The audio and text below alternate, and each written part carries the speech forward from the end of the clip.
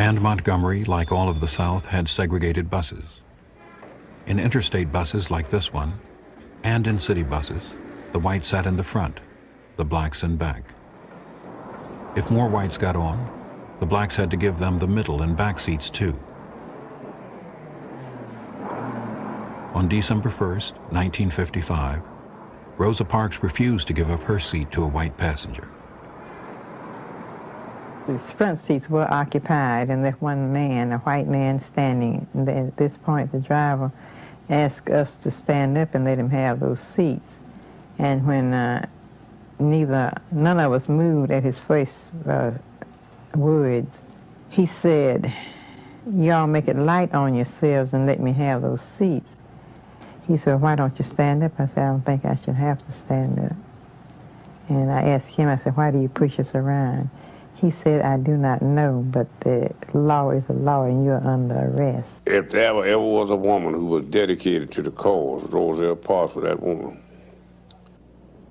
This was not the first time a black person had defied the bus segregation in Montgomery. It was not Mrs. Parks' first time.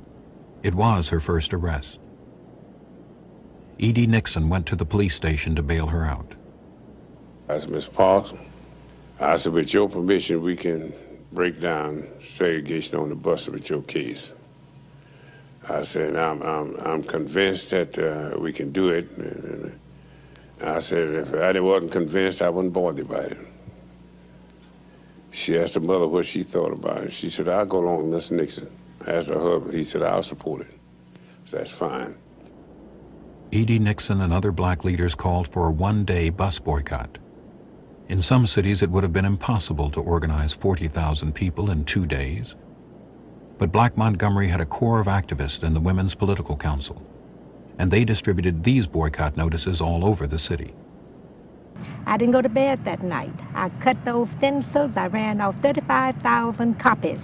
But the bus passed right down in front of my house, you know, and I got up to see it, and several buses passed.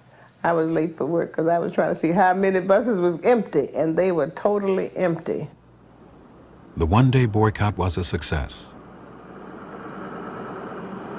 That night, a mobilized black community turned out for a meeting at the Holt Street Baptist Church and voted unanimously to continue the boycott.